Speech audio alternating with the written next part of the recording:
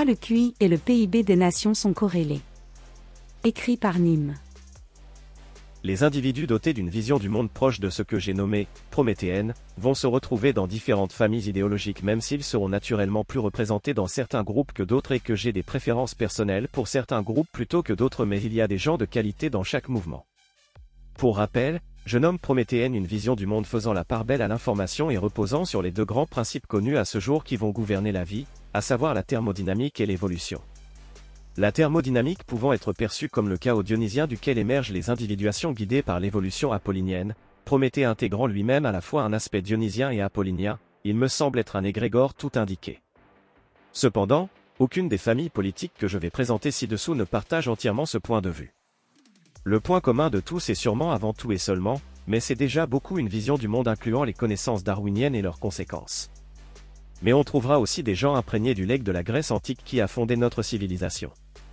Ainsi, ils seront souvent sans le savoir prométhéens au sens où je l'entends, souvent par l'entremise de Nietzsche qui avait bien mis en avant l'aspect dionysiaque et apollinien de Prométhée tel qu'Échille le présente.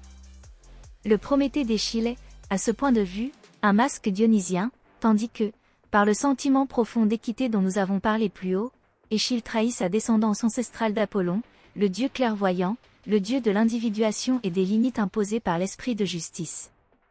Et ainsi la double nature du Prométhée échilléen, son essence à la fois dionysienne et apollinienne, pourrait être condensée dans cette formule sommaire: tout ce qui existe est juste et injuste, et dans les deux cas également justifiable. Nietzsche, naissance de la tragédie.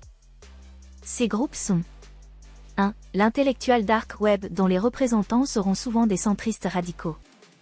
Ils défendent la liberté d'expression, la science, les données et le progrès sans l'abandon des traditions. Ces figures de proue sont Claire Lemann, Joe Rogan, Jordan Peterson ou Ben Shapiro mais surtout l'excellent compte Twitter à New Radical Centrisme ou encore dans le paysage français, Peggy Sastre. 2. Les libéraux issus du libéralisme classique qui vont être influencés par Tocqueville, Adam Smith, Hayek ou encore Bastiat. Ils se méfient de l'État et de l'interventionnisme et vont proposer des systèmes comme la démarchie ou le minarchisme. En France, des personnalités comme Olivier Babot ou des influenceurs comme Damien Konzelman, président de Construire l'avenir, se rapprochent de ces courants. À la différence des libéraux de gauche, comme Macron, ils sont conscients de l'importance de la génétique sur nos comportements et l'intègrent à leur vision du monde sans toutefois le mettre trop en avant. Les libertariens et objectivistes. Influencés par la pensée de Rand qui réconcilie une vision du monde héroïque avec la raison, cette dernière devenant l'arme de la volonté de puissance qui génère une pulsion créatrice se matérialisant dans la technique, ils sont extrêmement méfiants envers la démocratie et prônent le plus souvent l'anarcho-capitalisme de Rothbard et Hoppe. Ils sont peu représentés en France mais des gens comme Stéphane Gère diffusent leurs écrits traduits en français. 3. Les transhumanistes. De la même façon que le feu a modifié notre biologie via la technique, le transhumanisme se veut être une pensée désireuse de prendre en main notre évolution via des techniques agissant directement sur notre génome comme l'eugénisme libéral qui vise à sélectionner les embryons d'une part et à modifier notre génétique directement via la technique CRISPR, Cas9 d'autre part mais il envisage aussi une fusion avec la machine, faisant de nous des hommes augmentés, des homo deus tels que l'affirme Harari. Il s'appuie sur des penseurs comme Ray Kurzweil ou Nick Bostrom. On pourra citer en France le Cercle Cobalt qui défend ouvertement le transhumanisme et l'eugénisme libéral ou encore Laurent Alexandre qui est un des rares à parler du sujet positivement. Boris H. dont on a publié quelques articles de son livre peut également se rattacher à ce courant. On retrouve cette tournure d'esprit poussée à l'extrême via l'accélérationnisme de Nick Land qui souhaite accélérer les processus sous-tendant la technologie mais aussi le capitalisme.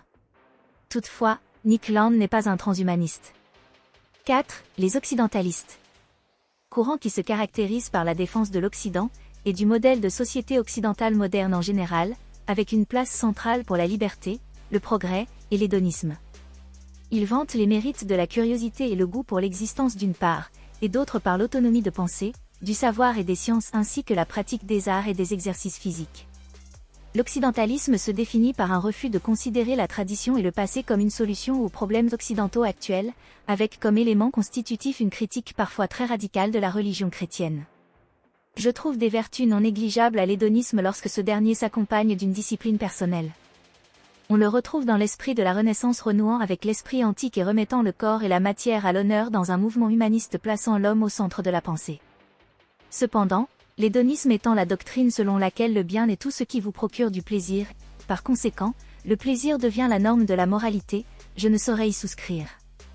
Comme Ayn Rand, je pense que le bien doit être défini par une norme de valeur rationnelle, que le plaisir n'est pas une cause première, mais seulement une conséquence, que seul le plaisir qui procède d'un jugement de valeur rationnelle peut être considéré comme moral, que le plaisir, en tant que tel, n'est pas un guide de l'action ni une norme de moralité.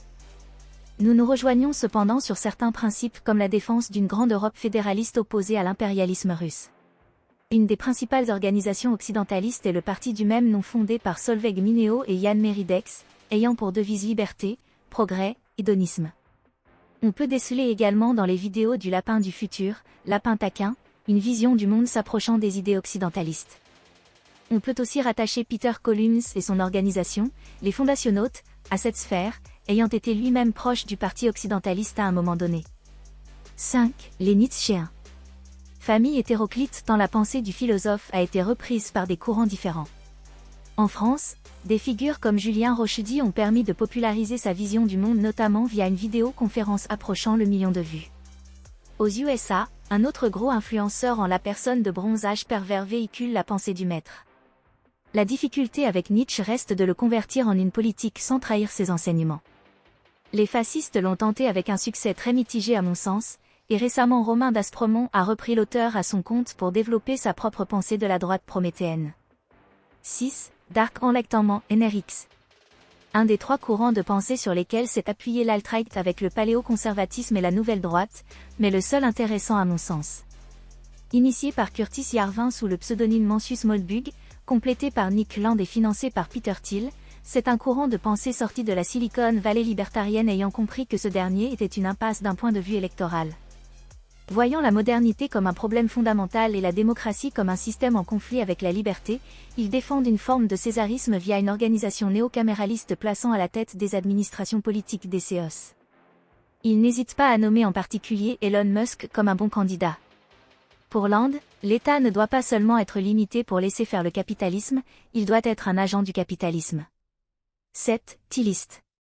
Je séparerai la pensée de Peter Thiel du mouvement précédemment cité même s'il y a contribué, il développe une façon de penser qui lui est propre qui repose sur un mélange de futurisme et de christianisme. Il appelle de ses vœux à une nouvelle réforme. Son but, tel qu'il l'évoque dans son livre Zero to One est de permettre aux USA de retrouver un état d'esprit qu'il nomme « definite optimisme ». Dans la sphère francophone, on trouve des gens comme Pascal-Emmanuel Gaubry se faisant en partie l'écho de cette pensée, sans toutefois souscrire à l'idée d'une nouvelle réforme. On pourra aussi rattacher à ce mouvement curiosité classique. Émoticône, n'en croyant pas ses yeux archéofuturistes. Il me semble opportun de noter l'existence de ce courant et de gens s'en revendiquant. La pensée de Faye a eu un certain impact en France sur le mouvement identitaire mais aussi aux USA où l'archéofuturisme fut une des références de l'alt-right. Tranchant avec la nouvelle droite antitechnique, il livre une vision du monde influencée par la révolution conservatrice allemande, réconciliant la technoscience avec les valeurs archaïques païennes. Je ne sais pas exactement quelles pourraient être les applications politiques concrètes d'une telle pensée autre qu'une forme fascistoïde puisque Faye appelle dans son livre à garder jalousement la technologie au sein d'un bloc européen fermé, qui se veut plus archaïque que futuriste au final et que Romain d'Aspremont appelle à dépasser. En France, on retrouve surtout les adeptes de Faye autour de l'éditeur de son ultime livre, Daniel Conversano, ainsi que d'autres profils comme Thomas Ferrier ou Guillaume Durocher qui n'hésitent pas, à tout le moins, à recommander sa lecture. Pour ma part, je lui préfère le nom à son application, car il serait intéressant de faire reposer cela sur une vision du monde tournée vers l'avenir associée à un retour à une acception métaphysique présocratique du tout et de l'être comme Nietzsche et Heidegger s'y sont employés. Or ce n'est pas le cas chez Faye qui s'attache principalement à réintroduire une praxis païenne réactionnaire comme les mariages arrangés inadaptés aux sociétés modernes et à nos nouveaux défis. 9. Prométhéiste. Alors que les autres mouvements abordent la pensée prométhéenne de façon plus ou moins ésotérique, Reza Jorjani le fait lui de façon exotérique et revendique une idéologie prométhéiste influencée par Heidegger et Stiglitz. Cofondateur de l'Alt-Right Corporation avec Richard Spencer, la direction du nationalisme blanc prise par Spencer lui déplaît et il quittera le projet 1 an plus tard. Par bien des côtés sa pensée est malheureusement entachée d'éléments complètement farfelus. Il est par exemple convaincu que l'on peut voyager dans le temps et qu'il existe une timeline où les nazis ont gagné, ou alors que des individus et des animaux ont voyagé dans le temps inopinément. Sur le plan politique, il propose un système proche de ces bleeding at libertariens avec une liberté d'expression totale, le marché libre et la libre entreprise, mais avec un revenu universel. Bien que j'ai nommé prométhéisme mon article résumant ma série d'articles autour d'une vision du monde prométhéenne, il ne saurait être rapproché de ce courant de pensée. Comme mes écrits en témoignent, je ne crois appartenir à aucune de ces familles pleinement, mais je peux porter de l'intérêt à des gens issus de tout le spectre et je me félicite que Raj donne la parole à des gens étant issus de chaque faction. Comme partout, il y a des gens se réclamant de ces familles ou gravitant autour qui sont des piètres versions d'humains. Je fais confiance à mes lecteurs pour avoir la curiosité de s'intéresser à ces mouvements et la sagesse de savoir faire le tri eux-mêmes.